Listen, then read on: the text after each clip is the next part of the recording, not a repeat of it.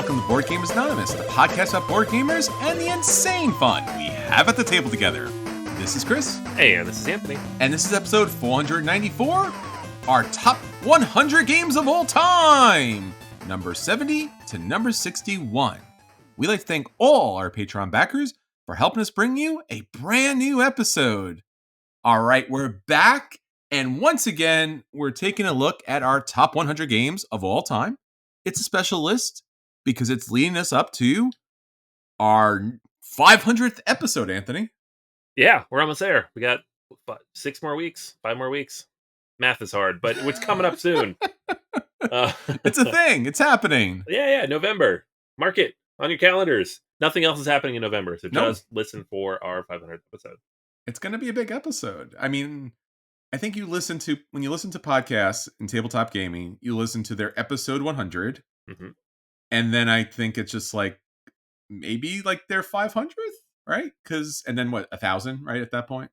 Oh yeah, all those people with 1,000 episodes. 20 years of podcasting.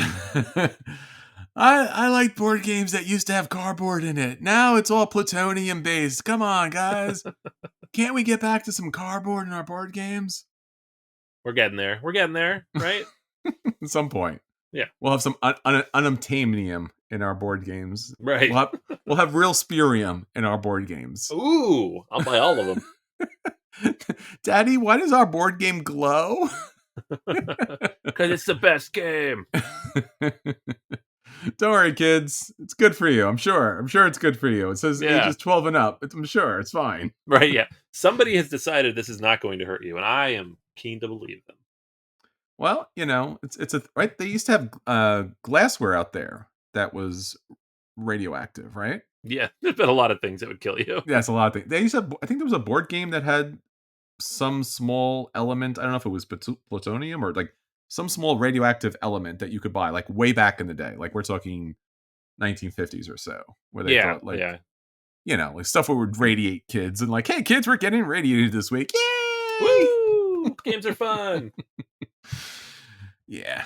It's gonna be a thing at some point. Like, especially with all the Kickstarters and things out there now with crowdfunding. They're like, yeah, the deluxe game with the plastic resin components and the real wood pieces is good, but I do want my radioactive gems to really be radioactive. What's the pledge level for that? And you'll know they'll have it. It'll be a thing. Oh my gosh, yeah. And they will sell out of that pledge level, and then everybody will want them to run a second campaign, and yeah. There's going to be at least a point where they do have precious stones in a board game, right? That's going to happen if it hasn't happened already. Oh, yeah.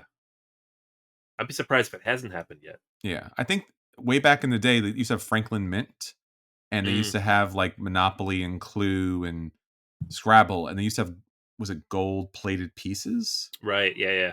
That sounds right. And it was really crazy prices, but now it's not crazy. You should have bought them back then. Yeah, no kidding. Like, who would have thought people would collect Monopoly of all things? But people collect everything. So. Gold-plated, man. Gold-plated Monopoly. Mm-hmm. Let's do it.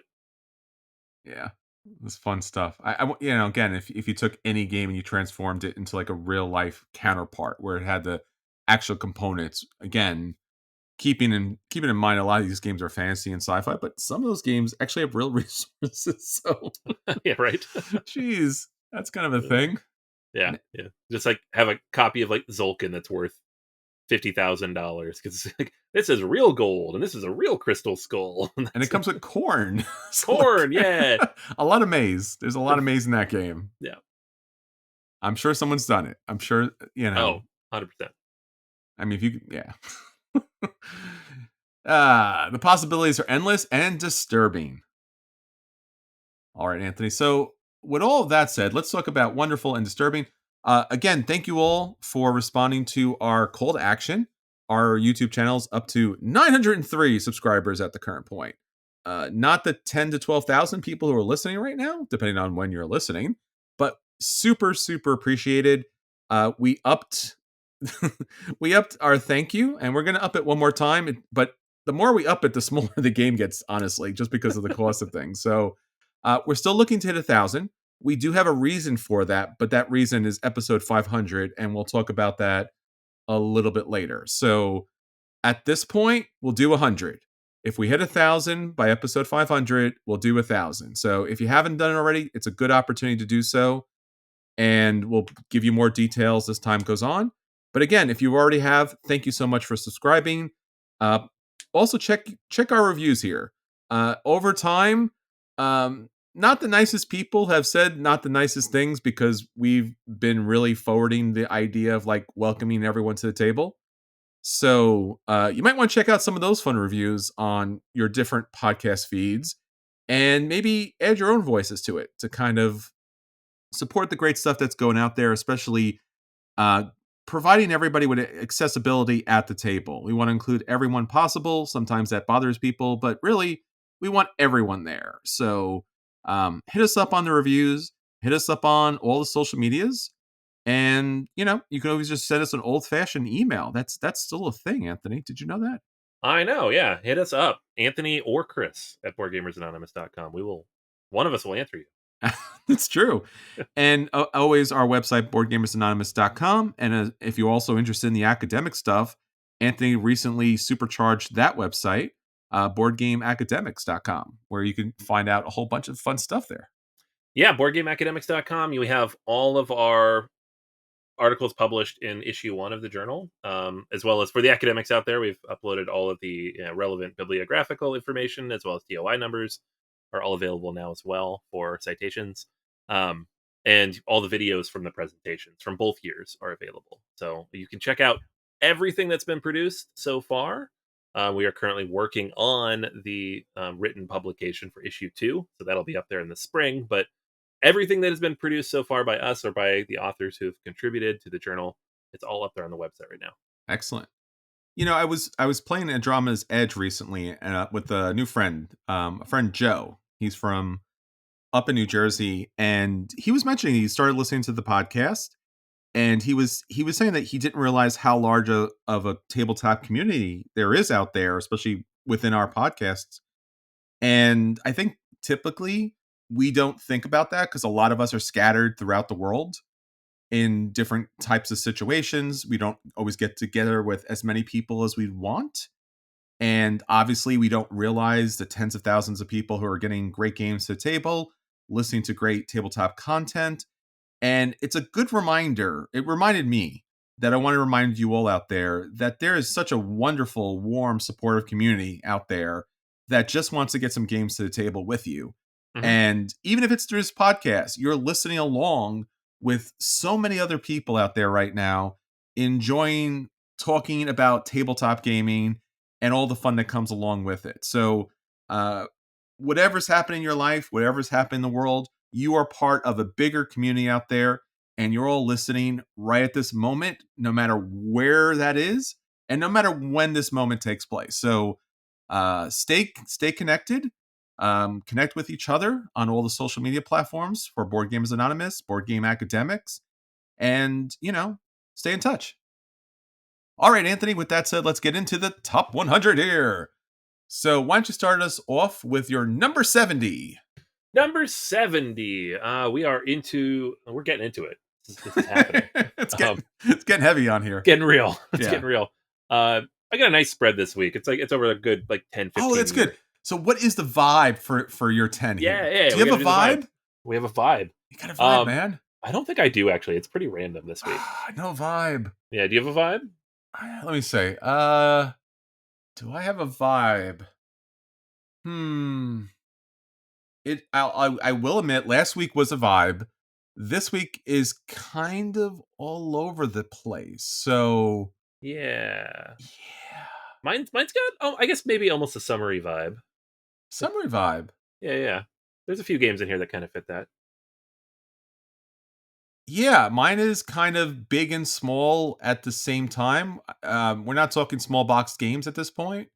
We're hitting like medium boxes. I guess I'm gonna go. We're looking at like mid games, and not mid in a bad way. I think they're just like, these are stuff that, like, weirdly enough, kind of plays well as far as like at that mid level. Like, not too heavy, not too light, like just solid in the middle. Mm-hmm. Yeah, I could see that. I don't think I have any like super crazy heavy stuff here this week either. All right, For us at least. I don't that's know. true. Some people might disagree and be like that game is hard. Um, all right, so I'm going to kick it off then with number 70. This Uh-huh. is a game that came out back in 2015, and I still have my original copy of this because I really don't like the new version. Mm. And that is Council of Four. So this is a game that came from Cranio Creations back in, like I said, 2015, and it was designed by Simone Luciani and Daniela Ticini. I've heard of them. Yeah, they're on this list a few times. I got my Rosenbergs and I got my Lucianis and Ticcinis. Hmm. So they each have, we'll have to do a tally at the end. Which designer or designer combo has the most? That's true. So this is a game that has a ticket to ride style mechanic where you are pulling cards kind of from a central display, and then you are playing them with matching colors based on the counselors that are in these different trays. And then the trays correspond to different parts of the map. And based on where you place them or what cards you play and what who is currently in that tray. So you're not just playing like 5 red to play 5 things out. You're matching up with the counselors that are there. So if there's like a white, a blue, and a black, then you want to have that combination or some wilds thrown in there to reach that combination. Um, then you place stuff out onto the map. When you place something on the map, you're going to activate the location that you place it on.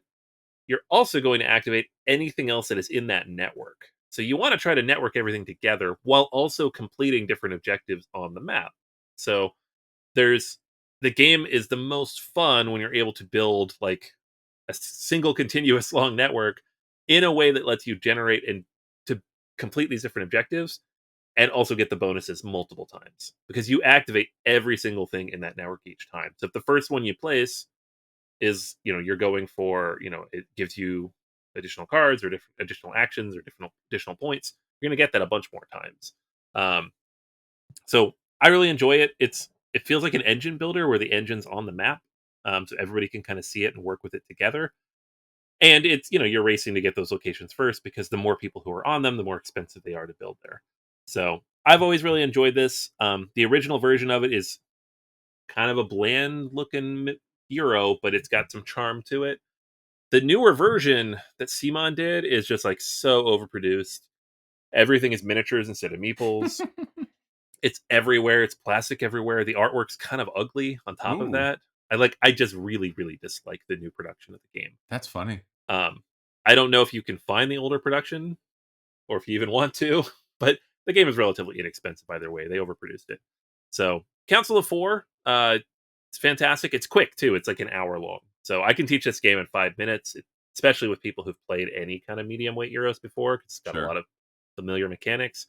Um, the one thing I will say though is if your placements aren't quite right, or if you don't build from a network, or if you get cut off multiple times, I've played this game a couple times where people score like 12 points and they had a Oh. bad time. Oh no. So it is possible to have a bad time. I've never had a bad time, but it's first play or first couple plays. It's you got to coach people through it. So don't, despite its simplicity, you can't just be like, figure it out. Oh, that was bad for you. Sorry. Yeah, Council of Four. I own this. I don't know which version I own. I have to now you got me scared. I have to That go take a look at this. Yeah, the Simon is square and big. The Okay. Cranio is like the tall box and smaller. Gotcha. Gotcha. Yeah, this is in my collection. For some reason, I have not played it. Ah, And I don't know why. Maybe like you said, maybe it's one of those things where like we had talked about it and you were like, you have to know certain things, and I just kind of put it on the shelf. it's a weird one. It's not complicated at all, but if you don't really have a sense of the combos that could come out, Mm, or like what's valuable for what, like when you're teaching the game, you really have to tell people like this location is good because of X. These locations are good because of Y. Look at the color coding on the map. It matches with the letters. That's what you're trying to complete to get this objective. This sure. type of terrain is important for this. Like, there's different combinations of things that you can try to complete. Like, if you get all of the purple cities, you get a bonus, but they're not all together. They're spread across the map. So you need to like Sure. know that and be able to look at it and see where you're trying to go. Otherwise, you're like, I'll go here. That's cool. And now we'll go over here. That's cool. And the second somebody does that, I'm like, you don't want to do that. You have now started 2 separate networks in different types of Gotcha. cities. It's going to be a bad go for you. Mm, So that it's a coaching issue for sure, but I hear it's you. also a short game. So like even if you have that kind of a bad play, it's not 4 hours long. Sure. And like you said, the artwork here is, and I remember this period for CMOD, a lot of games produced around this time, their artistic direction was this kind of like bombastic, like someone else produced this, but we can make it like plastic and look a little more crazy, like just bouncing It's off the so box. bad. I hate it so much. So bad. Wow. All right. Well, let me talk to you about a very good production of a game that unfortunately you can't pick up anymore, but Oh maybe some no. point. Days of Wonder, and Days of Wonder always does a fantastic job on their productions, especially way back in the day of 2005. This is Shadows over Camelot. Ooh. Camelot, Anthony. Camelot. Yes. That's so silly. It's a silly place. Yeah. So Shadows of Camelot is a very interesting game. First off, since Anthony mentioned the other side, the production is gorgeous. I mean, so much about this game, the draw of this game is they do such a wonderful job with depicting Arthurian legend, the artwork, the graphic design, the production here. Uh, this is also a Bruno Cathala game, so not too surprised here as far as like good production and good design throughout. And this is one of, again, depending on who you're talking to and when you've played this, it's one of the best for me of that kind of hidden traitor mechanics. So it's a cooperative, semi-cooperative hand management game with some deduction elements to it. And obviously, the more players you play, the more interesting it is because the trader has more of a dynamic role, and you can have multiple traders. The Merlin expansion makes the game even better because there's another area to kind of manage. And basically, you're a part of the Arthurian legend. You're one of these wonderful knights, and there's a great player card with a lot of detail. And you are trying to work alongside of your fellow knights to be able to fight back the hordes, quest for the Holy Grail, and do a lot of other kind of medieval, kind of fun stuff things. But if obviously you're being given the traitor card, you are going to try to sabotage that throughout. Everyone else is trying to find out who the traitor is, and it gives you a really good opportunity to, um, play well, but also kind of like steer things if you're the traitor. And again, if you're not, then you obviously have some things to do above and beyond the game itself. This element obviously is the element that plays into and is utilized by Battlestar Galactica, the board game, which is so fantastic and phenomenal as far as the game. This is obviously on my list as well. Talked about it before.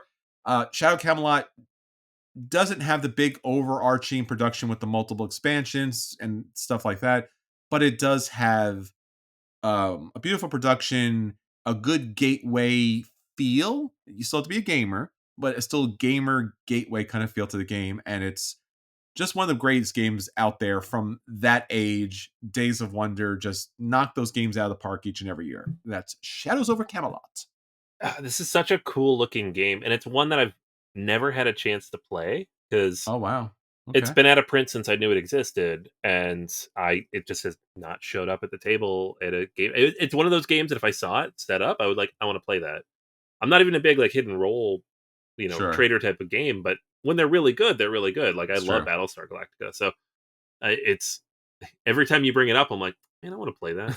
We'll have to play it. I I got a need to play copy. that. Yeah, get a group together. Let's do it. Yeah, you need a group. That's the thing. You do need a group for it. All right. Next up for me is number 69 on my list, Azul Summer Pavilion. So there's obviously a lot of Azul games, and it's a brilliant formula. So Hmm. like if this one didn't exist, I would probably put a different one on the list. This isn't like I like this one and don't like the others. It's I like Azul a lot, and this is the best version of it for me. So, um, Azul, as an abstract game, it's one of my favorites because it's so interactive and it works with multiple players. Right, most interactive abstract games are two-player only, and then when they try to be four players, it doesn't really work. It becomes kind of a mess. This one's really interesting because of the draft mechanic when you're pulling things from the central board, and two players is really brutal because you can take whatever the other person wants. Right. Um, the puzzly nature of it, where you're trying to build up, the different tiles that you need and how you're going to lay them out and where they're going to go, that it just feels good. And the more you know the game, the more you've played it, the faster you can play, right? I can play a game of Azul Summer Pavilion with my daughter. She's 9 in like 20 minutes at this point because we both just know what we want. We get it. We put it down. The scoring probably takes the longest, but even that kind of just it flows once you know the game really well. Now, the reason I like Summer Pavilion so much is it has those like little star elements to it. And you're placing the different tiles based on the number of tiles that you have to place. But you have like the wild center, and you also have all the different bonus actions that you can get based on your locations that you place them, right? So you're getting additional points based on filling in certain numbers, certain stars, and like how you surround the windows, the statues, and the fountains. Um, it creates just a lot of different paths you can go. So you're never really stuck as much as on like Base Azul, where sometimes you're like, I have all these tiles, I can't really place them anywhere because there's nowhere for me to do that, right? Based on how my grid is filled out. This doesn't really put you in that position as much. Now it makes the game a little looser, and then the tightness comes down to the scoring because you could play this version of the game, never get stuck, never lose any points for having extra tiles, but not score very well because you've kind of spread out everywhere. Like you really want them to clump together to get the most points. You could also just put them down in the wrong order and kind of, which is the same in Azul, but it's much more so here. Um, but this is my favorite because of that. Like I can be a little more strategic. I can think a little bit more. I can see my daughter trying to do the same thing. We can all play together though. Someone new can come in, and the game's not that complicated. So yeah, Summer Pavilion of Azul is my favorite of the 4. I think they're up Wow. to that have been released. Um, and I still own the base game. I got rid of a couple of the other ones, and this is the one that's on the main shelf in the living room because That's we play great. it most as a family. Well, it's pretty high praise. I know you're a big fan of the abstract games, and Azul. I mean, the original Azul is great. Yeah. Oh yeah. Stained Glass has been my favorite. I did play this one. I don't remember it. I think I might have only played it once or like 3/4 of a game. Right. So I can't speak to the game itself, but it was quite some time ago. But again, considering that this is the third of 4 or 5 in the whole collection, Right. it's pretty high praise to say that this is the best of them. Yeah, it's a funny thing. Like, Azul came out, I got it, loved it. Yeah. One of my favorite games. Stained Glass came out, and I was like, it's better than the base game. It's fantastic. Hmm. And then this one, like, we stumbled across it at PAX one day. I was there with my family, and this is the version they had. I'm like, oh, Azul, you'd all like Azul. It's easy to Yeah. teach. Let's grab this. We took it from the library. I taught it, and then my daughter's like, this is great. Well, let's play it more. And I'm like, oh, I have it at home, so we've played it more. And having played this more along with the other two, I was like, this is, I think, just the most complete of the 3. And I honestly have never really played the Queen's Garden version because at that point I'm like, I have 3, I'm good. So As far as it goes, people. yeah, no more Azul, no more Azul. But yeah, Summer Pavilion, fantastic. My Great. number 69 game. All right, my number 69 game from 2010. One of my favorites, I know a little challenging for Anthony here, is Fresco. Yeah, Anthony does not like sleeping in late. He doesn't like the play order, so to speak. So if you know Fresco, one of the big elements of Fresco is that I do find very interesting is you kind of like you get to jockey for play order, and depending on what player order you get, obviously the earlier you send out your assistants to go to the different markets, the less benefits that they have because what's not available, what's not open at that point, but you do get the first choice. You go a little bit later, you get more stuff, and that's fine. What's really most interesting about this game, and I have the big box version of this, not the newest version. They re-kickstarted at some point with like super crazy, extras, go along with it. I have the gigantic box. I can't do it again. yeah. But the game is great, right? So you're a master painter here, and your job is to add to this beautiful work of art. And again, depending on the version that you have, obviously different masterwork paintings here in this fresco in this Renaissance church. So what I enjoy about it very much is like it's all on the board itself. You are collecting paint, you are working with different patrons, you're jockeying for special abilities throughout, and basically you're trying to add, as everyone is, trying to add to this large fresco. So the game starts off with these are the paints that are required for each section of the board, along with the victory points you get from it. And as the game goes on and game finally finishes, the fresco's completed. You, along with everybody else in a competitive game, have created a work of art. And then obviously you see, as far as point scoring is along, like who created the most of that wonderful work of art. So visually very stunning, an interesting concept as far as gameplay is concerned. And there's infinite numbers of Queenies. I can't speak to all the different versions of it because, again, I didn't get the super duper deluxe. I would love to have that, but I already have the big box with a lot of the Queenies in it. Some of them add like 5 minutes to the game. They're good, they're bad, they're in between, but base game with maybe a Queenie or two, and I think you're good. So that is Fresco. Yeah, it's fine. It's fine. No, I'm It's just fine. kidding. I played it once or twice, like at this point, maybe 10 years ago. So Sure. I honestly can't even tell you why I didn't like it anymore.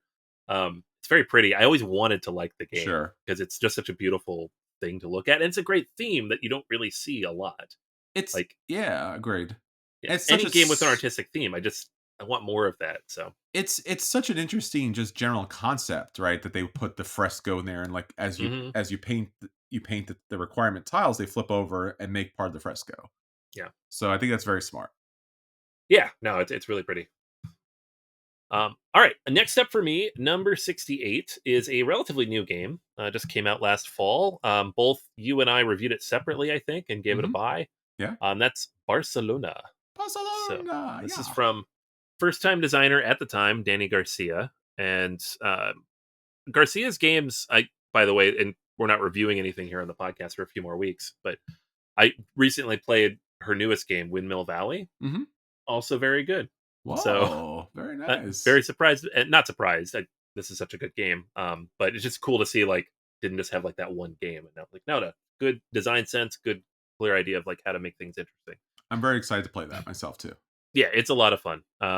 So this game in particular, it is a game in which you are building up the city of Barcelona, which famously has all these red houses kind of in these district rows throughout the city, and there are like a million different things you can do at any point in time. But what you're going to do is take one of your tiles, you're going to place it into an intersection, and then that'll determine your that are available to you. And if you happen to place it in a way that completes a pattern around one of the intersections, you're also going to build there. That's mandatory, which I find such a cool, interesting mechanic because you can not want to sometimes for whatever reason. Maybe you're like trying to build it up a little bit so you can like put a more powerful one there, or you don't want the specific one that you're going to put there because there's like a benefit and a detriment in building that. But you don't always have a choice. So I like that the game kind of forces you into that. I also like the sheer number of different types of actions that are available and how complex and interesting your turns can become based on how they kind of chain together. Right? It's not just like I'm doing this action this round. I'm like, okay, well, I'm going to build roads and I'm going to move the tram, and then that allows me to do this, and I'm going to pick up these coins, and then I'm going to get this other bonus over here, and now I'm building in the cathedral. Um, and oh, this thing happened where because I placed this tile, now this track built out, so that triggers the scoring. Now we're going to do that. Um, it's just fun when you have those turns where you're like 5 minutes later, you're like, whose turn is it? What's going on? And I know that drives some people crazy, but that's like my favorite type of game when it's all balanced and when it all kind of flows in the right direction where you feel like you're building towards something. Yes. And this game definitely feels like you're building towards something because you are literally physically building towards something Yeah. at all times. Like your personal player board's building up, the main map is building up. It's just a great experience all around. So it's like the first time I played it, I was like, oh, that was good. And then the next time I played it, I'm like, oh, that's great. Yeah. And then a couple more plays, I'm like, this is like an all timer. This is such a good game, and it's just I don't want to say elegant because there are a lot of things to keep track of. Yeah. But once you get all those things in your head, and all the iconography makes sense because it's all in context of the action you're taking, Hmm. right? It feels almost like a lighter version of a Lacerda game Mm. because everything you're doing makes sense in the context of the theme of the game, Hmm. and that's just so hard to do. I think in building a Euro game, and the designer does it so well here. So Barcelona, good stuff. I have a lot to say about that, but I will save that for a later episode. Ooh. All right. So my number 68 is got a little bit of a throwback from 2014. This is Rivet Wars Eastern Front. So Rivet Wars is a miniature game, and you probably know it best because it has these little cute little chibi miniatures that are fighting a World War One like steampunk battle of two players. And I remember way back when when this came out in 2014 and seeing the board game magazine kind of layout for it. And this back then when they had a lot of board game magazines, Right. and just a beautiful paint job on these little miniatures. And it kind of really, it's very closely aligned with Memoir 44, but it's got a lot of more flavor to it. It's got a lot more personality to it. It's cutesy. You don't feel bad about like the actual figures getting knocked out through the game, and it has a really smart, innovative uh, kind of plug mechanic. So the rivets really play into the actual gameplay because it allows you to upgrade particular troops, put heroes into play, put special weapons into play. And so it has a lot of crunch as far as being a war game, and it's fun and engaging enough that it brings non-war gamers to the table, very much like Wemo 44. Uh, I historically have had both of these games on my list. Over time, Rivet Wars kind of won out just because I think it plays with a wider group of players at the table. And that's something that's important when you need to get games to the table. They have a new version of this that was crowdfunded with a new rule book and new everything new. I don't have that version, so I can't speak to it. I'm sure it's better than the version I have, but this is the version I have, and I've always enjoyed it. River Wars on the Eastern Front. Yeah, this game is so cool. And I think the main thing I like about it, other than everything you said, because Mhm. the functionally, like the gameplay mechanics are very good. Yeah, But like, I like war games. I like having the one-on-one. I like having yeah, that tension and the strategy of it. I don't like historical war games very sure. much. Like, especially like 20th century, somebody has to play a Nazi. I Like, know. I don't want to play Nazis. I don't want to play against No. Nazis. I don't want to make my friend play a Nazi. Like, so having a game like this where like it's fantasy, but you get the 20th century technology Yes, and the tropes. And yeah, there are guys who are like quote unquote bad, but they're not Nazis. that's Right? right. Like there are games I've played some over the years where I'm like, this is great. This is a fantastic game. I don't want to play it ever again. I don't That's enjoy true. playing as a Nazi, or I don't want to be in that space. So this is great. I love the fantasy version of it. I love the way it does it. It's just very cute. Very much so. All right. Next up for me, number 67 is Fantasy Realms. Um, this originally came out back in 2017, but I think generally most people have engaged with it in the last 3 years since the WizKids release. Um, it is a very simple game and idea. We've played it a lot recently at conventions and events because Mhm. of how simple it is. You have a hand of cards that you start with, and on your turn, you will draw a card and you will play a card. The card you've drawn in your hand can come from the tableau in the center, or it can come from the deck. And then you place one of those cards back into the tableau in the center. Once the tableau in the center has enough cards in it, you end the game and you score what's in your hand. Every card in your hand has some kind of ability, elements, something that interacts with other cards that you could potentially have in your hand, right? So you might have a card that says, plus 15 with any one wizard. So you want to make sure you have one wizard in your hand. Otherwise, that card is not worth that plus 15. It's only worth like the base 8, the bell tower. Others get more complicated, right? Like you have the unicorn, which is you get a bonus with the princess, or only about like a smaller bonus with the empress or the queen. Or the princess, you get bonuses for having armies and wizards and other leaders. And so you start building these out, and then occasionally, not even occasionally, like half the cards in the deck might be like, you don't get any points for this, right? Like if you have armies, they're all worth -5. You also have those cards that are worth very little, but that you could shoot the moon with, like the candle. You get 100-point bonus if you have the Book of Changes, the Bell Tower, and a wizard. I pulled that off once, so I was very excited about it. Um, so the game itself it's really just about like manipulating the cards in your hand and trying to get the best possible combo with what comes out, right? You can't go through the deck and choose what you want. The one card you're waiting for could be in someone else's hand and they never play it. And that just is what it is. Um, Game is fantastic. It's very quick. If you get the app, that'll score it for you. Crazy. It'll scan all the cards in your hand and tell you what your score is. It takes away the one annoying part of the game, which is scoring, and voila, it's great. So this is like, I think right now my favorite filler-ish game, and I Mhm. don't mean filler in a bad way. I just mean we've got a few people sitting here. We're waiting to go to lunch, or we're waiting for somebody to join us. We're gonna play a bigger game in a few minutes, or we're gonna split up. Let's play Fantasy Realms, and it's really over the last year or so kicked in as one of my favorite games. It does that kind of thing. So it's great. Yeah, I think this is one of those games that I remember when you're like, "Hey, here, you should play this. You should review this game." And I'm like, "Yeah, yeah, it's a small box game, generic kind of title, super generic title, So s- generic. super generic king on the cover, and the back of it is just like, oh, it's cards. All right." And then like you play cards and you have a hand of cards and then you score points. I'm just like, dear God, like why? Like this is no, this is like almost a joke.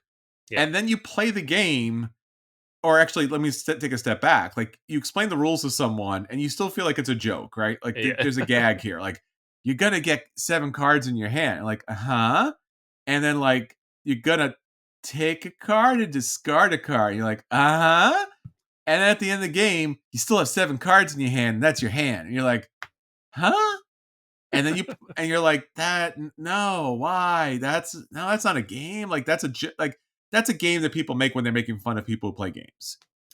Right. It's exactly what it feels like. You teach this game and someone's like, the look on their face every time, because I remember teaching, it was like you and Derek and Will and me, like, oh, after dinner, like, we're gonna play this game. Here's how it plays.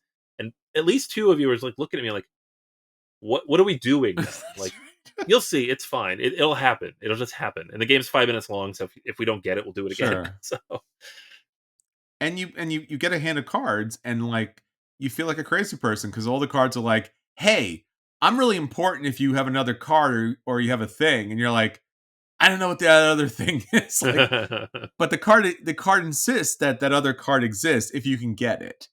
And then but like when you first play it, it just it at the first moment like you gasp because you're just like, This is just not going to work." And then like over time you're like, okay, I just need to make the best hand possible. yeah. So some of that's what I got, so maybe I can't alter it crazy, but like I can better this. Yeah. So I've also made this like the fill-in game. Now this comes with me everywhere. This is my fill-in game.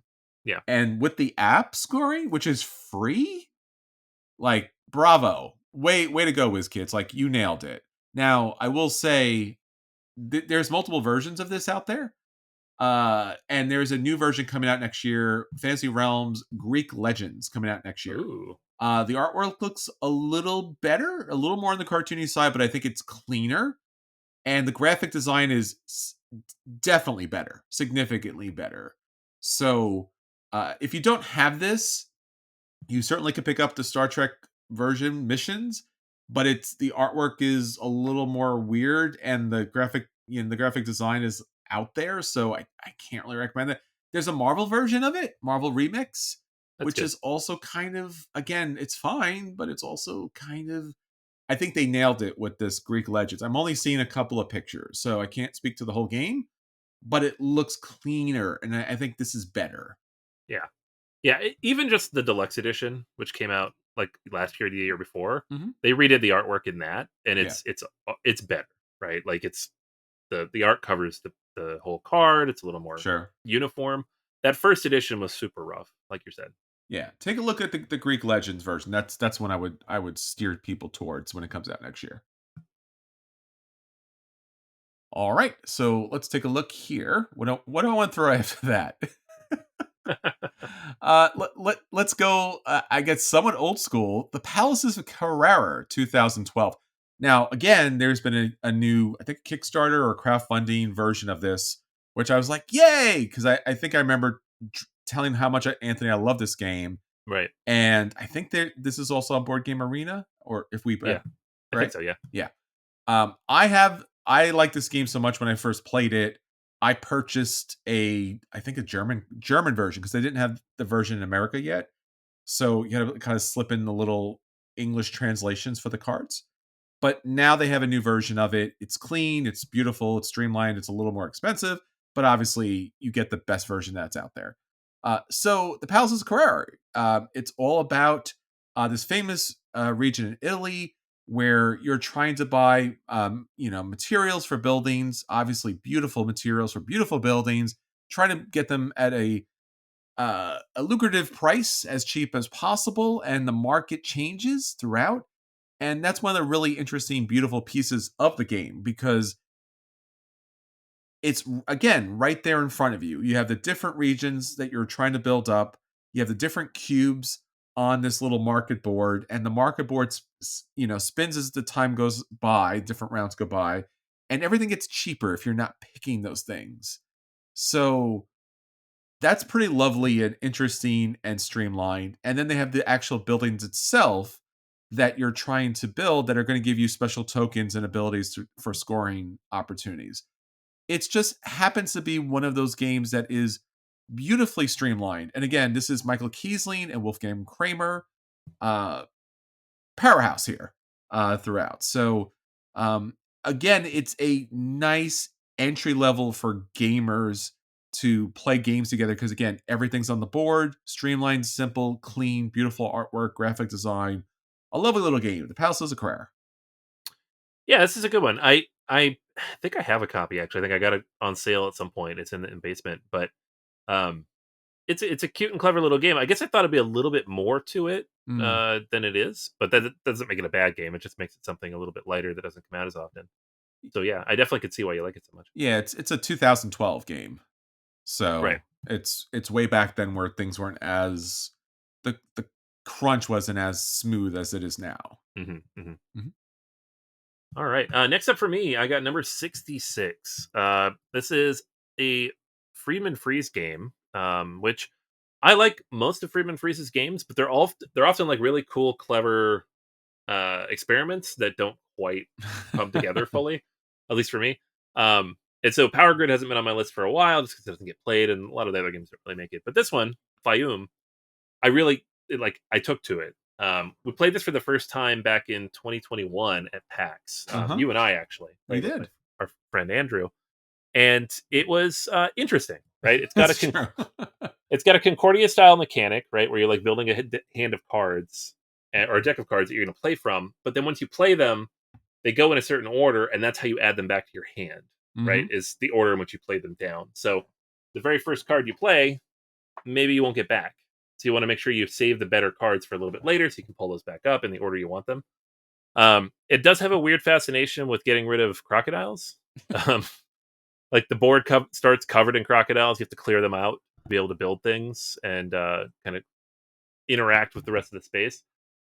It creates a really interesting puzzle, especially as you try to build the actual locations and spread onto the map. And the solo version of this is really interesting because of that, because it has that built-in puzzle and the puzzle of the cards themselves. Um, there's an expansion for this as well, the Privileges expansion, which is not required necessarily. It's a small box expansion, but it does add some more interesting cards and again more difficult decisions, which are always anytime you have a decision that's like, how do I do this in a way that's going to benefit me without hurting me, and you have to try to figure that out. That's always interesting in a game for me. So Fayum takes a bunch of different mechanics, kind of mushes them together. It's got some like root buildings type stuff, like a few of his other games. It's got the Concordia style, hand management element, but with like a weird twist to it. Um, and yeah, it's a lot of fun. So that's Fayum. It's a weird little game. Yeah, it's And super weird. when you It's see Freeman that Freeze. It's weird. oh yeah, yeah. And when you see I mean, especially like you look at the cover of the box, you're like, "Oh, this is kind of interesting." This and you see the game on the table, you're like, "Huh? It's a lot of It's, crocodiles.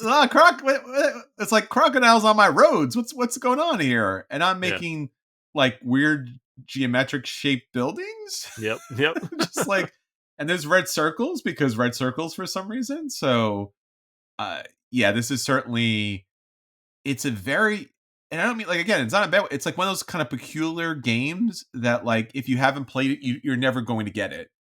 So I wouldn't even recommend looking at the BGG site. I would recommend finding someone who has this and then just play it.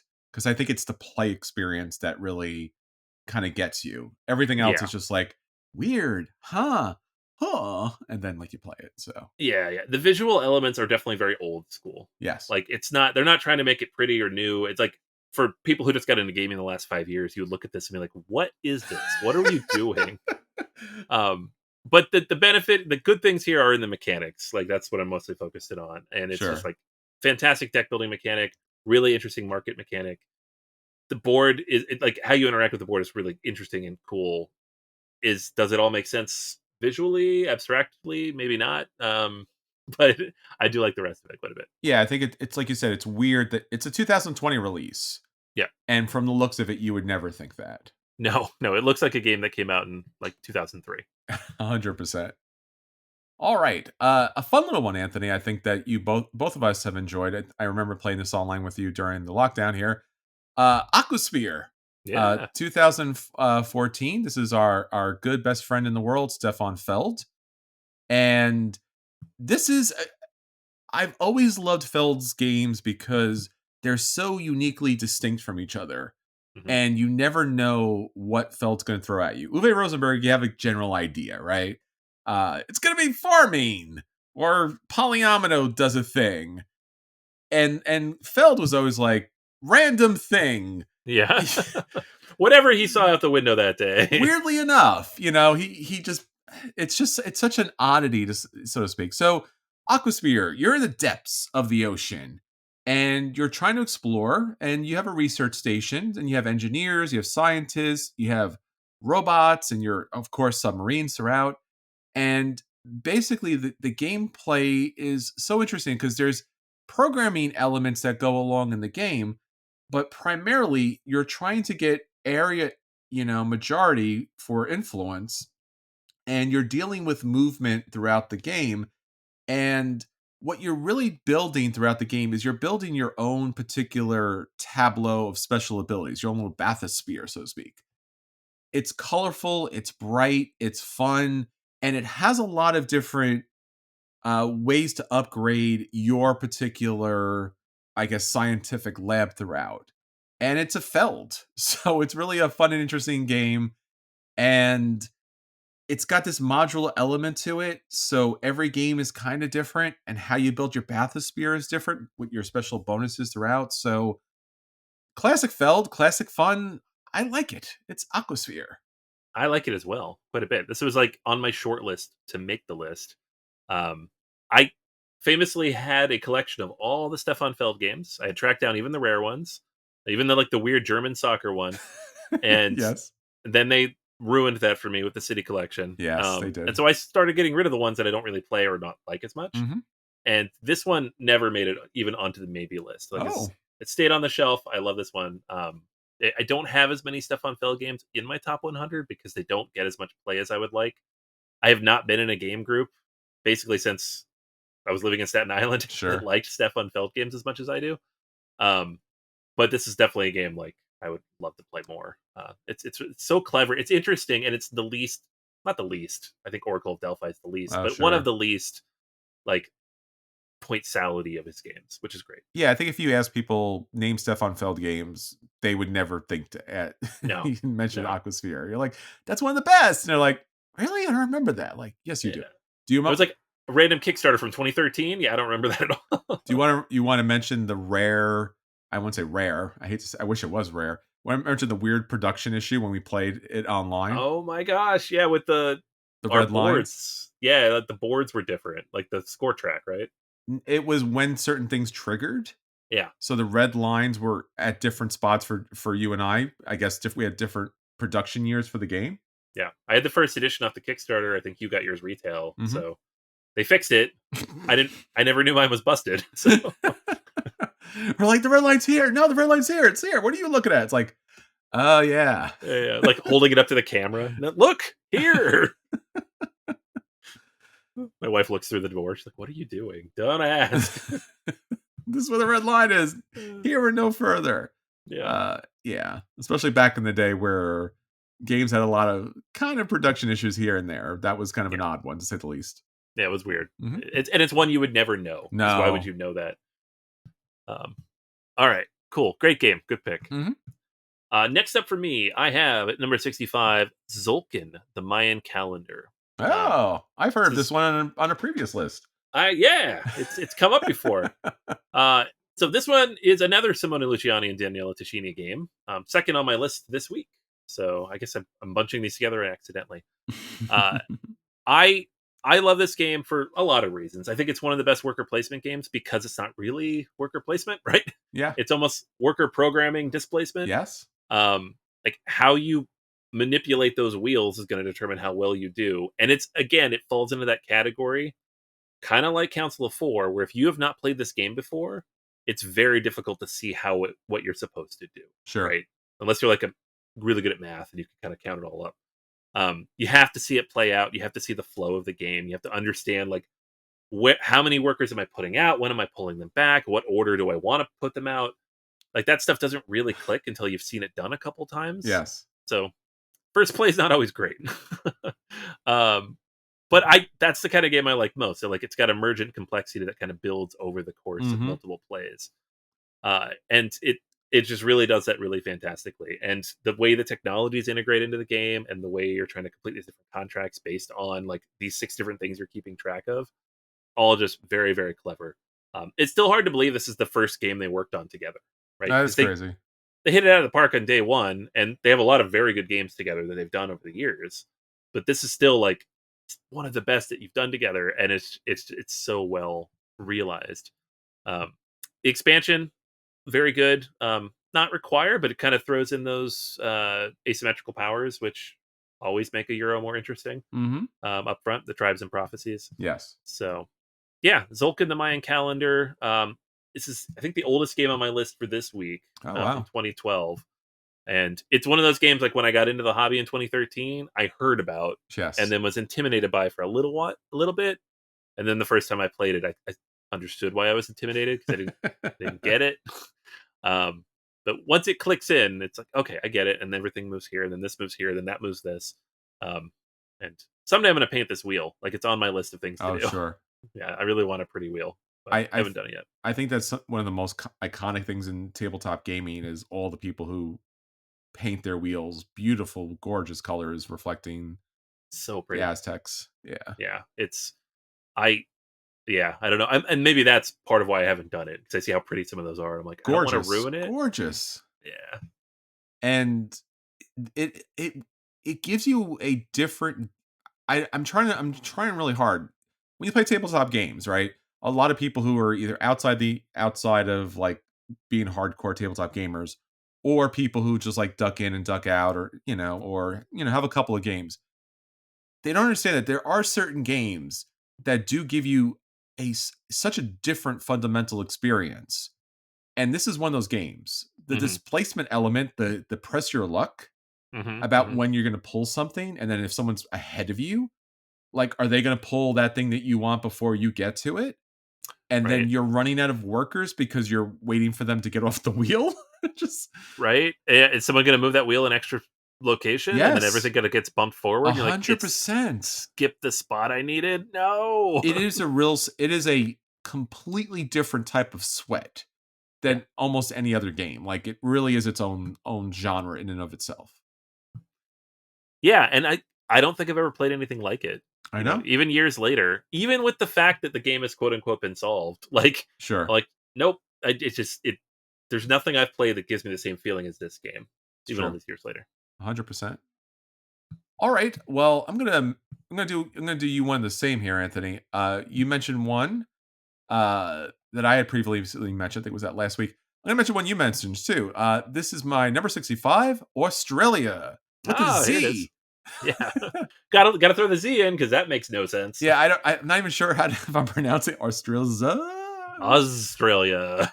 It's in Elder God speak. I think you have to have multiple tongues or no tongue to be able Oh, you to gotta hiss pronounce it. Okay. it. You do. I think it's something like that. Uh, I look. I can't add much more than Anthony already added. This is a Martin Wallace game, and the artist James Colmer did something that does not make any kind of sense whatsoever. Should not work whatsoever. If you've heard my original review or Anthony's original review or the fact that it's on both of our lists for the top 100 game, I implore you to try this game because I get it. it doesn't make any kind of sense.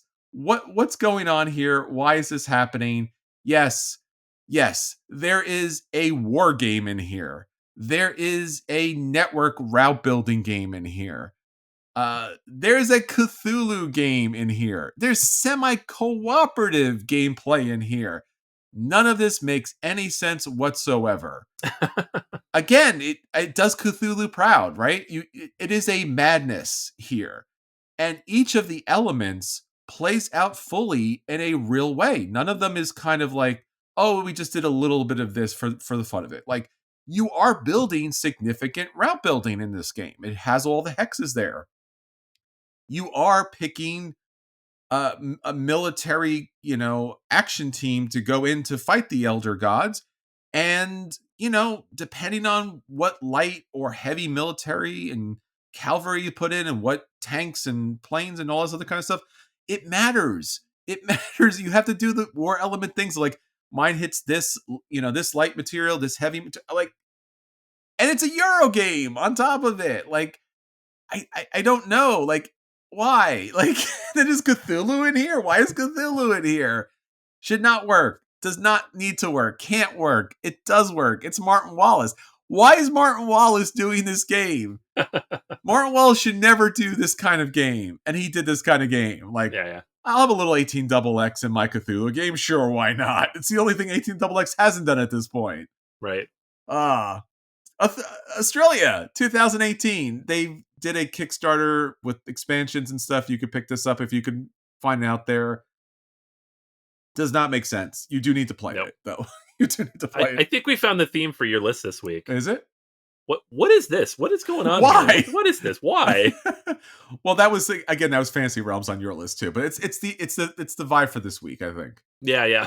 Like, I don't know where this came from, but sure. All right.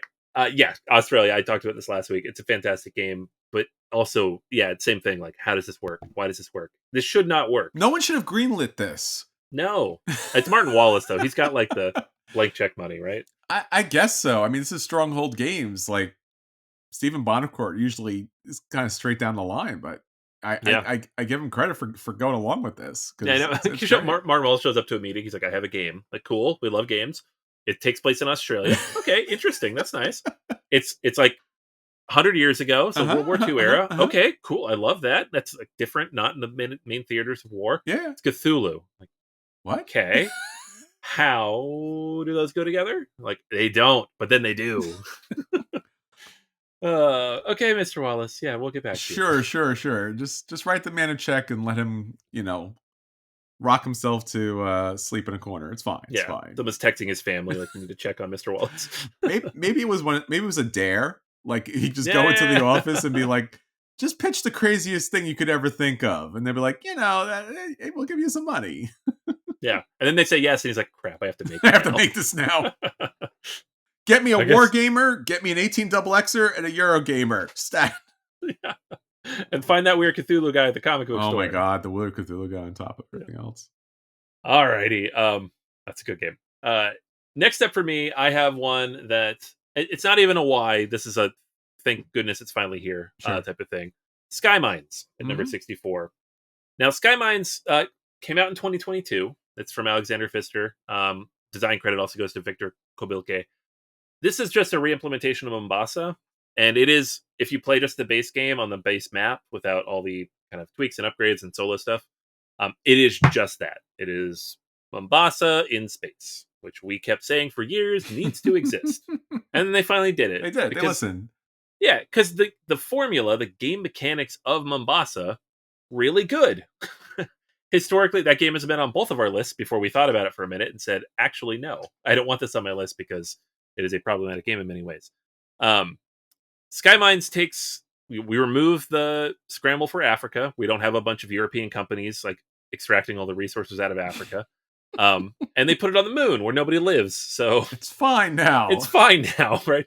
We're pulling helium out of the rocks. It's whatever. And it's a board game, so nobody cares. So no, it doesn't matter.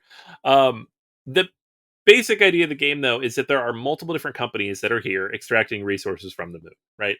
You are effectively trying to build up influence with these different companies. Like, you don't own the companies necessarily. You're going to the moon, you're doing things there, and you're building up the stock or the investment in those companies. That's going to determine your score. You are doing stuff on the map to do that, though. It is not like an 18xx game where you're like just manipulating money and moving up a track. It is a legit Euro board game. It just, you are not owning the things that own the money. Mm-hmm. Which was the main issue that a lot of people had with Mombasa, is that you had these companies that were pulling resources out, and then you were trying to scramble in there to get the resources and work with, get the most value from the company itself. It was just weird and gross. So now it's the future. We're mining the moon. We're mining asteroids. We're using Cryptcoin because somebody thought crypto was a good way to go, but whatever. Sure. And it is just that core element of Mombasa where you have like the program, but the cards that you play, and then they go into the stacks based on what's been played, and you can only pull one of those stacks back on your turn. So cards that you play, some of them won't be available for a little while, and you kind of have to plan out the order in which you're going to play them and what stacks they're going to go into, so that you can pull back the stack that you want in the future for your hand that is going to have the most valuable combination of cards. And I always thought that was the most interesting, unique mechanic for a game. And I'm glad it's back because this game is great. I wish I had played this more since it came out. Sure. I played it a few times. I obviously played Mombasa in the past and enjoyed, again, mechanically, enjoyed that. I don't know that they put a lot of push behind this when it came out. They did not. They're like, hey, we did it. Shut up and leave us alone. Alexander Pfister. Yeah. And now he's like, now he's back in the Caribbean making more Maracaibo games. Yes. You're like, come on, man. You almost pulled it off. That's right. So it's great though. You should track it down. It's still available. It's still a normal priced game. It is one of the best mechanical games, period. Euro wise. It's one of Pfister's best games. And it's just, it didn't get that push. It didn't get that promotion. And nobody really reviewed it at all because they'd all reviewed Mombasa 5 years earlier or 8 years earlier. And they said, yeah, it's that. I'm like, it is that. And that was really good. And now it's less problematic from a thematic standpoint. And it has more elements in the game, has a solo mode, has another map. Like, there's more stuff you can do as well. So yeah, Sky Mines is great. And it's just a very clever, one of Pfister's, I think, most interesting designs. Yeah, I think one of the interesting things, especially nowadays more than ever, is the industry is really fickle. And they used to talk about how a game has 6 months to kind of make its bones, right? So if it's out there 6 months and it hasn't really hit, it's never going to hit because there's so many other things coming out there. And they're always talking about shelf space, but honestly, it's not a shelf space issue. It's just, it really needs that kind of, honestly, like independent reviews to kind of go, look, we played this. Let's tell you how much fun and engaging, interesting moments that there are at the table. And since Mombasa had been out previously, I think certainly a lot of, if not almost everybody, kind of passed on this. I think the one review that I saw from like a legitimate outfit completely glossed over the fact that they made this version of it because there was a significant problematic issue to this game. This designer had several games that had this colonization issue with a lot of his games and just like did not care and just leaned into it a little bit hard, despite being a, as you mentioned, like an incredibly brilliant mechanical game. So when this came out, we celebrated it and celebrated the designer for correcting and, utilizing his great talent in a better way to kind of, again, make everyone want to be at the table. And because other people did not celebrate, which they should have, it just did not get, it just, no one knows about it. So it's out there. You probably go, Sky Mines? I don't, but you do know it from us. And I'm really glad that you put this on your list because I think people do need to know it, do need to play it, because the wonderfulness of like constructing your actions for the next round, because throughout the game you've been building future rounds, is such a wonderful, smart idea. And I am not at all, and again, I still have not played an 18XX game, but math, right? Like percentiles and stuff like that. I love this game. I love this game, right? Like it's really, and it's so good that it's out there. Please take a look at it. The graphic design, it's a little colorful. Like everyone who does space these days, like go over the top with like, there's still color in space. I'm like, yes, we know. Yeah. But again, great mechanical game. Please check it out. It's deserving of so. Yeah, absolutely. Yeah, it's one like I was very happy to be able to bring it back and put it back on my list and play it more. Mm-hmm. And now I get to bring it into my classroom and be like, "This is what you don't do, and Sure. here's how you fix it." It's a such a juxtaposition just to show like here's the maps. Look at the decisions that they made rhetorically. Interesting, yes. Yeah, And good stuff. it is, and I think for a lot of people, like we were talking earlier about some of the reviews, this is the stuff that we celebrate. We're not here to bash, we're not here to cancel, we're not here to, do anything bad to anybody out there. We're here to encourage, support, and enlighten. And that brings more people to the table. So when you're out there gaming, there's more gamers out there. And that's wonderful. And also, again, from doing the board game academic stuff, we well know that these games do have influence on society and in the world. And, and they do reflect the world in a lot of ways too. So Mhm. it's awesome stuff. All right. Next game for me here is not controversial anyway. I mean, people love it. I think the only controversial element to it is that people spend sometimes double the price of the base game to get the upgrade components. This is the Quacks of Quedlinburg from 2018. I had the opportunity to play a early prototype version of this. I went to a game convention. There was two publishers at the table. They were like, "Hey, we have this game. Would you want to play it?" And I'm like, "All right, sure, why not?" And they had, I don't remember, I'm trying to remember what country it was from, but it wasn't Quacks of Quedlinburg. It had the other country's name on it, and I was like, "Sure, we'll try this out." And it again has become, in most circles or some circles, or at least mainstream, the quintessential kind of press your luck game. Mhm. Basically, you're one of these charlatans out there. You're a quack, and you're trying to put together these potions to sell to the public, and you're using all these weird, odd ingredients. So, what's really fun and fascinating about the game is you're building a strategy around which elements do you want to kind of put into your bag to allow you to create the most points possible. Each of the elements give you a special ability to modify your bag or modify the placement of the elements or protect you from your potion exploding from all those different cherry bombs in there. And there's a lot of different interactive elements. It's had multiple expansions now at this point. It's had a super big box version. I've enjoyed them all. They've been great. The Quacks of Quedlinburg. It's just such a fun game. Like I always when it first came out, I was like, "This is silly looking." Like thematically, the name, like I'm not a big press your luck guy. Like the bag building, like all that stuff. I'm like, I don't know, but when you actually play the game, it just everything about it works really well, Sure. and it's clever and interesting, and it has enough depth to it that you can play with anybody. But it works with kids too, which I think is great. Yeah, Wolfgang Warsch knows his kind of like grab you right from the start kind of action. And the fact that people have like gone to Board Game Geek and other places and just eaten up all those extra kind of super deluxe components just goes to show the fact that like people want to invest in this game, that it does get play time. A lot of people do play at the table. Yeah, for sure.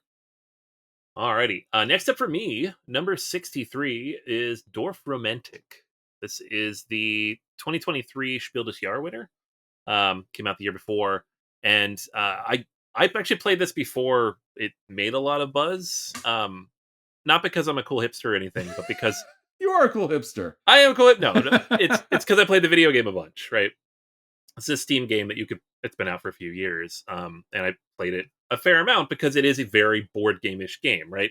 It is you draw a tile, you place it in a map, and the video game even feels like if you played the video game now after playing the board game, you would think it's an like a digital implementation of this game because of like how much it leans into tabletop tropes and styles and presentation. So I remember playing that. I'm like, this is really fun. They should make a board game, and then they did. So You did say here, that. I do remember you saying that. yeah, it's good. I think I even reviewed the video game. I feel like Yeah. back in the day, And this would be a good board game. it did win a little bit of a Spittlers Yaris award. Yeah, yeah, no, totally. Yeah, it Mhm, was last year's winner. mhm. So this is, and we talked about this when we talked about converting video games into board games. They Yes. made it a co-op. Um, the video game is very much like a single player experience. So how do you turn that into a board game? Well, you have everybody work together. There's a single objective still, but now we're working together in tandem. which does a couple things. One, it creates kind of a narrative opportunity because it is a campaign game as well, where you can build up and you unlock new things over the course of the game. Two, it makes it super family friendly because it is a big complex puzzle. And if everybody had their own map, not only would it take up way too much space, but it would be difficult to play with your kids, right? Because the kids would struggle to kind of make all those combos, whereas you'd be able to do that a little bit better. So I really enjoy Dwarf Romantic, the board game. I'm excited for the new version. I think it's in Japan, the theming that they're doing. And I'd love for them to just keep doing that, like different actual locations. Mm, This is more of like a very generic Western medieval setting, not even medieval, like Renaissance era setting, um, farms and stuff. So mix that up, have different settings, different ways to play the game, different maps, or however you want to do that, different campaigns. Very cool way to kind of build it out, smart. keep Yeah. growing the game. It's such a quick, fun, easy puzzle. It scales really well, plays extremely well with kids. It's a great solo experience as well. Um, there's like everything it's trying to do, it does really effectively. Mm. If you don't want any of those things, then the game's not for you. But if you are looking for any of those things, Dwarf Romantic is fantastic. And it's just it. I would say it doesn't have a right to work because it's coming from a video game, but Sure. that video game was already so close to a tabletop experience. They just found a good way to convert it to cardboard, and the result won the Spiel des Jahres. So obviously they figured it out. Sure. Yeah, the Japanese version, Dwarf Romantic Sakura, Yeah, and that's that's correct. coming out supposedly this year. Yeah, I think it's an Essen release, Okay. so it'll be out in it's Pegasus Spiel, the Yes. publisher. So Yes. probably we're not going to get it here in the U.S. till next year. Ooh. Those games often take a little bit of time to get over here, but it will exist in the world soon. So Unfortunately, I haven't played the video game or the board game, so I don't get know. on it, man. I don't know Do anyone it. who has it. Not nobody. I know you. No early adopters who had it like as soon as it was available. Well, you were ahead of the curve. I was. I was. 100%. You nailed it way in advance. So, glad everyone's catching up. Yeah, yeah. They caught up a year ago, but we're we'll keep letting them know. There you go. Uh, All right. So, let's go with something, you mentioned video game stuff, so let's go IP. Every once in a while we talk back to IP. This is Star Wars the deck building game that came out in 2023, not to be confused with Star Wars anything else, like Star Wars Unlimited that also came out relatively the same time, like a little bit later. Star Wars a deck building game.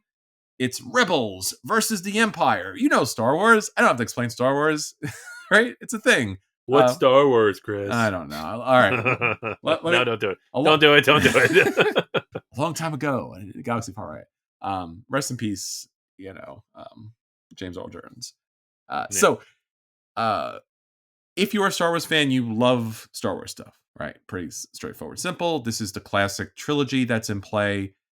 If you're not a big Star Wars fan, why would you be interested in the next minute that I'm talking about this? Well, it's one of the best two-player games at the table. And basically, what it utilizes is your traditional um, card drafting mechanic, as far as like you're playing cards to your own particular tableau to be able to um, gain resources to pull cards from the market, and you're also utilizing attack to attack the other enemy, whether it's their starships or their base of operations, which really is your intended goal.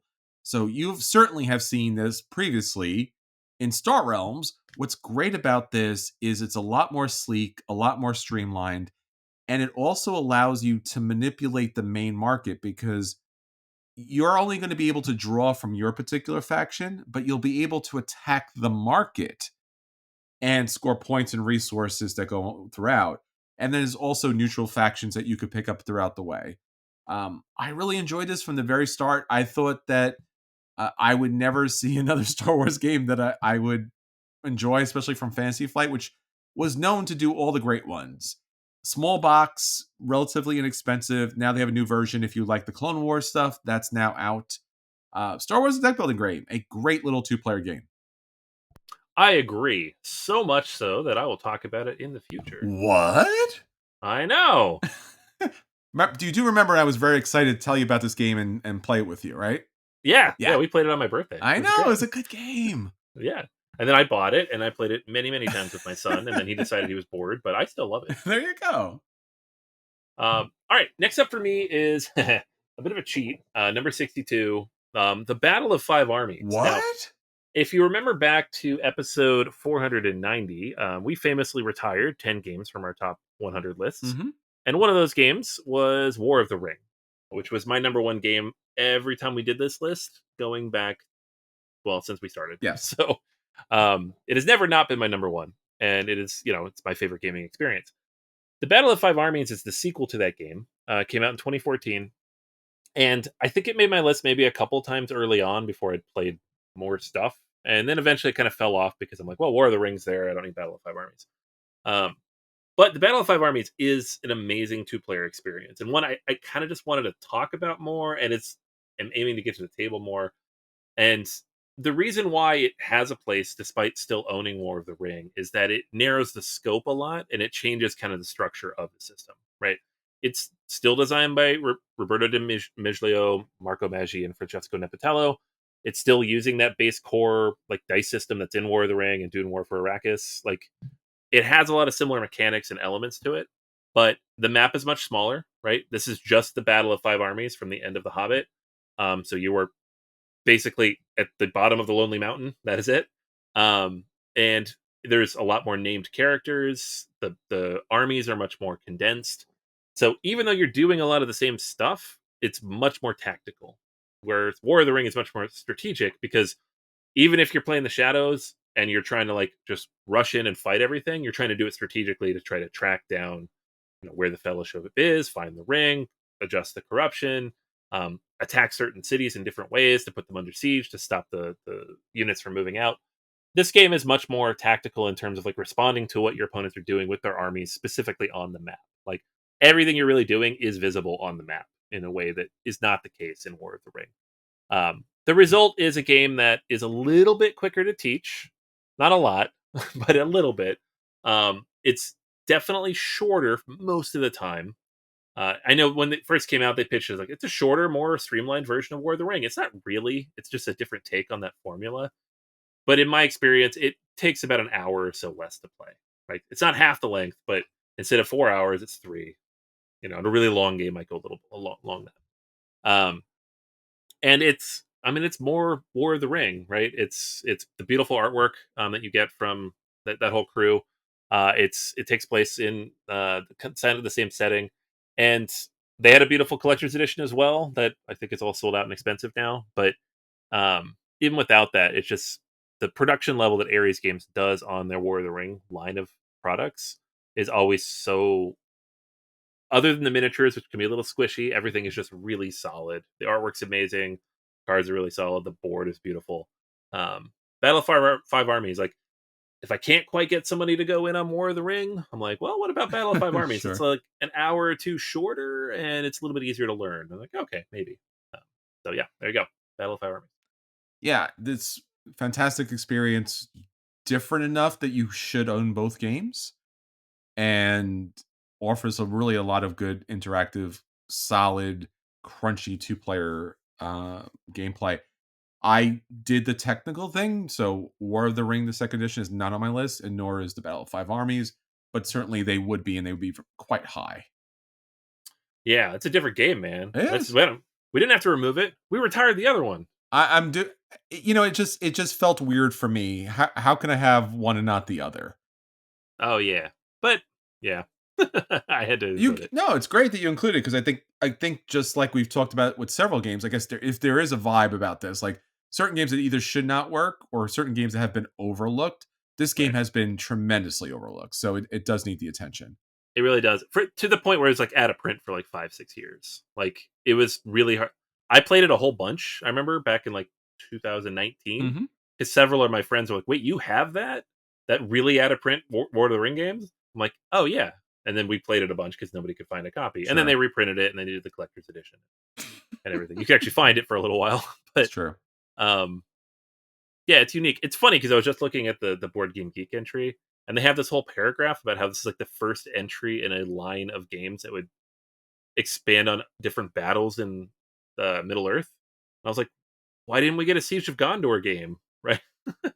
It's that didn't happen, but that's probably because this game didn't do very well financially. Well, So the movies too didn't help. yeah, that's true. That was at the time, 2014. That was not a great time for the IP. The Hobbit movies, not so great. I would say that maybe the Amazon series could help, but I don't think that's helping. No, no. Although there's the anime feature that's coming relatively soon this year, right? Christmas, yeah. Yeah. That might do it. I don't know. It looks good. All right. I'm going to take it old school a little bit here. 2015. I'm going to talk about the second edition, but the first edition works just as well. This is Mission Red Planet. I think the first time I played this, I think it's with you, Anthony, and Daniel back in the day. On the floor of his apartment, I It's recall. true. Yeah. It's very true. This was a game that was also out of print. Was a Fantasy Flight game for quite some time. So this was a Grail game for a lot of people. I remember we got a chance to play it. You had, I think this was your copy. Yep. Bruno Cathala, Bruno Faduti, the Bruno brothers. I mean, they're not brothers, but they could be because again, Yeah. first They're names. Brunos. They're Brunos, right? So we will talk about Bruno here. And what I like about this, when I got into tabletop gaming, I guess the game or the vibe that I brought over was Risk. Like that was the old school classic game for me that stuck with me when I entered tabletop gaming. So when I first got involved in like classic or modern day tabletop gaming, I was looking for area control games. So Small World played really well with me, and Mission Red Planet was so interesting. It was a different take on that area control game because playing these cards that were action cards allowed you to put out people on these, again, I'll talk about the artwork and the theme a little bit later, but on these spaceships to travel to the red planet, and also gives you, special abilities. Sometimes it just more people, sometimes scatter your people amongst different spaceships that are taking off, because when a spaceship hits the number that's required, only then does it take off. But also allows you to sabotage a lot of stuff. So maybe you're blowing up ships, maybe you're sending ships to different locations, maybe you're taking out other players as they're trying to get onto the ships, maybe you're messing with the main board itself, and then you're collecting resources from the red planet here.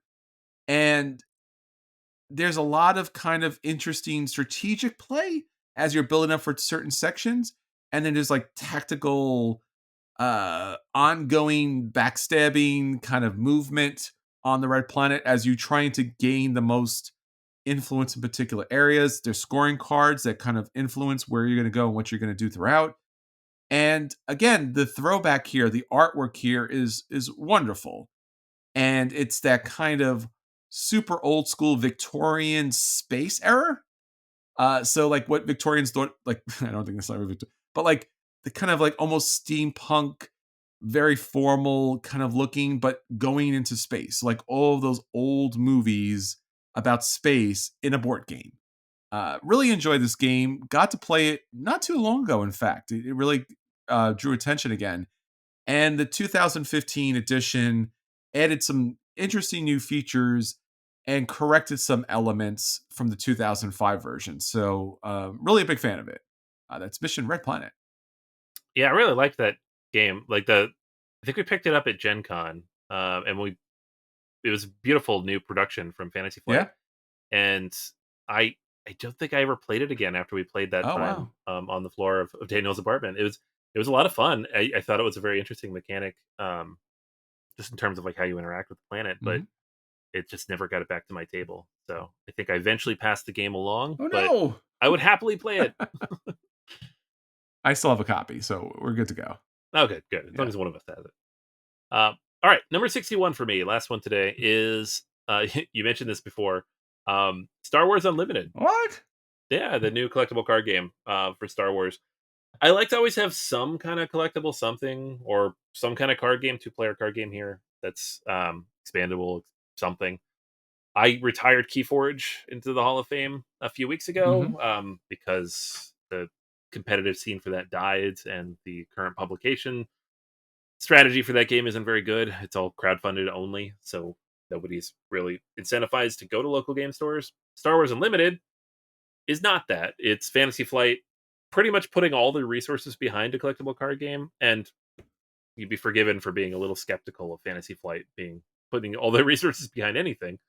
But the game so far has been really it rolled out really well. It had plenty of product. People could get what they wanted. They sold out of it, but like after a lot of people were able to get it, they had a new set come out relatively quickly after that over the summer.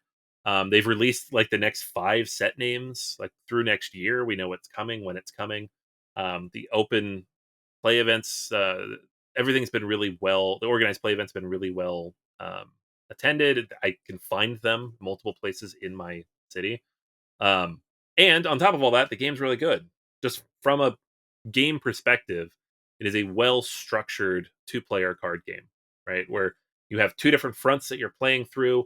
The resource mechanism is really interesting, where you are adding to your resource pool every round from your hand. It's optional, right? You don't have to do it. There are ways to jump ahead with the resource pool with different cards and abilities that you can put into your deck.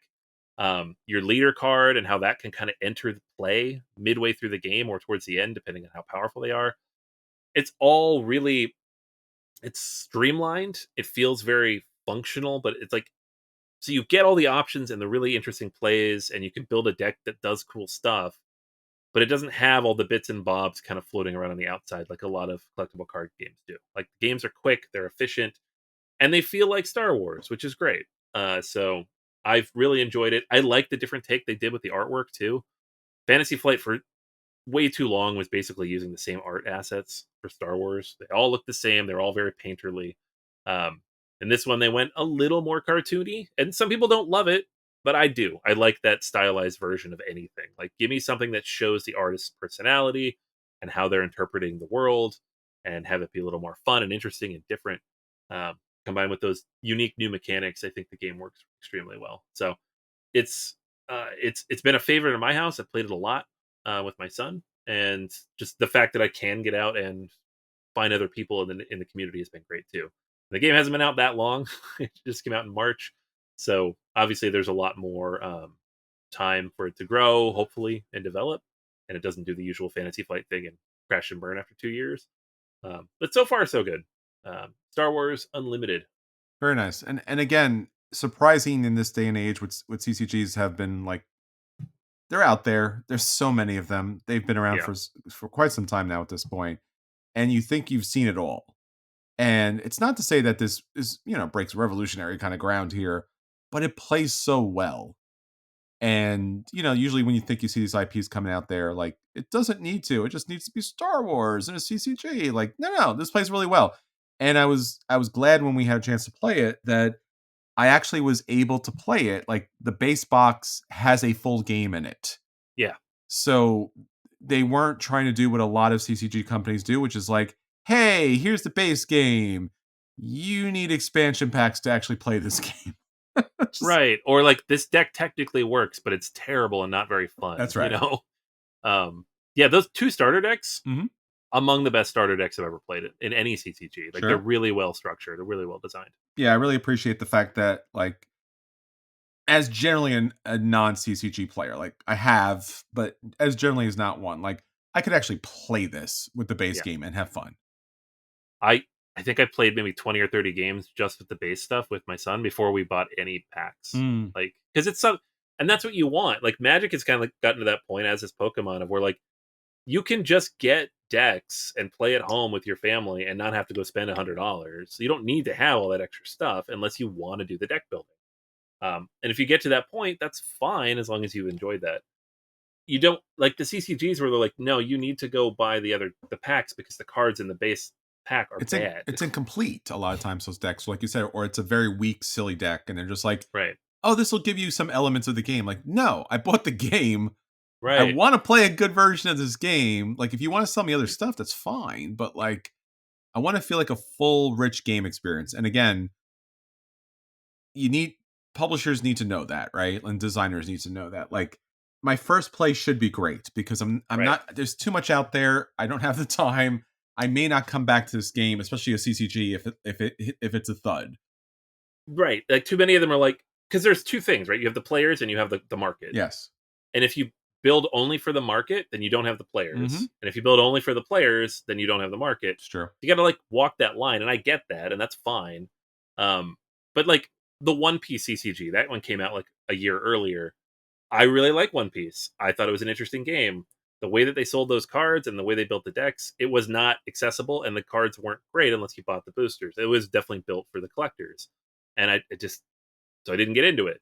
Whereas this is really built for players first, It's true. and then the collectible element comes in through the boosters, and they've really managed like the amount of product in circulation pretty well so far. So it's good. I think they're doing a good job so far. I mean, knock on wood, because it's still Fantasy Flight and it's a collectible game, Hmm. but so far so good. All right, and my final game, my number 61 game, is not a small game, but it is Small City, a big box game from Alban Viard. Actually, the box is kind of big, not so much all the stuff in the actual game itself. Kind of tricks you a little bit. You're like, it's small, but it's a big box, but there's not a lot of stuff inside, but it's okay. We've talked about this a lot. I'm okay with polyominoes. There are games that I do like that are polyomino based, and I will be talking about those later. Small City is one of those games. Like, I'm building a small city. I'm a mayor of or I'm running for mayor of a small city, and I have to build up my city with all of the infrastructure, all the buildings that everyone could possibly want, including jobs and industry. But yet at the same time, quality of living is essential, and pollution just wrecks the city. So what do? Well, here's a little strategy tip. You go send your workers to another person's city, you make pollution all there, and then you come home. So uh it has a really, again, when you see these kind of Euro games, you're like, oh, Album VR is going to be hard and heavy and complex, and it's going to be crunchy as all get out. And somehow it plays smoothly. It's very streamlined. You're choosing different actions each round, different people from the city government that can assist you throughout, and you do influence other people at the table. And a lot of times with Euro games, you don't get that in a real meaningful way, especially way back in 2015.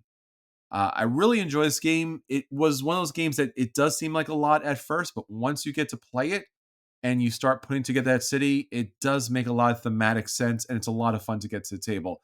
They did have a reprint of this recently. It was a crowd-funded one. I still do like the original, just the artwork a little bit better because it plays into like that SimCity kind of like cartoony figures on the table. The new one's more modern version. It's still okay. It's a deluxeified version, but I just primarily it's the artwork that's kind of different here. So, Small City 2015 or the new deluxe edition 2023.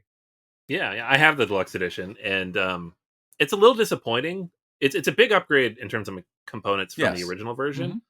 but compared to the Clinic Deluxe Edition, it's a little disappointing because that Oh, was like, sure. tool artwork, fantastic box, like all the components were really solid. This one is like in between. It Yes. just feels like what you'd get from a modern release. It doesn't Yes. feel like a deluxe anything. Um, I actually got to play this for the first time just Oh, recently. really? I've owned this game now for like a year and a half, 2 years, whenever it came in from the crowdfunding.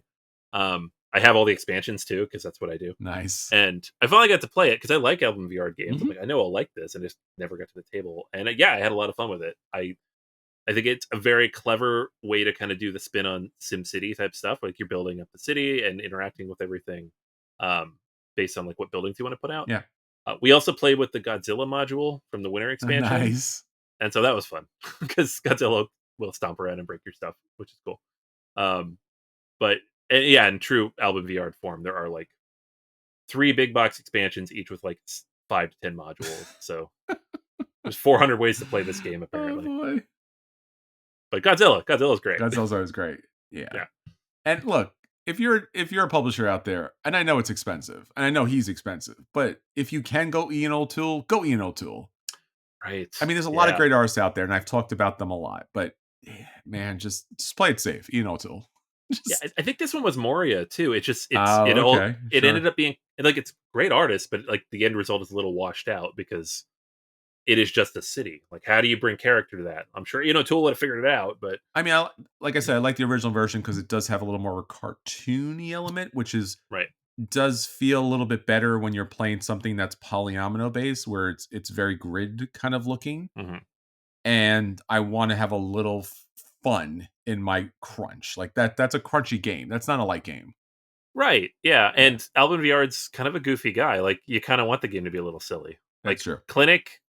Tool found a way. Like, it is kind of goofy. The artwork's goofy. The people move it like what you're doing in that game is goofy. So you want the artwork It's to match. true. All right, everyone. So there you go. The latest 10 for you. Especially this week. It's our number 70, number 61. Next week, of course, big surprise here. Number 60 to number 51. Twist. We should just throw in a random episode like top 10 trick taking games. They'll be like, what? People would not be happy with that. No, that'd be funny though. All right, everyone. Until next time, this is Chris. And this is Anthony. And we'll save you all a seat at the table. Take care, everyone.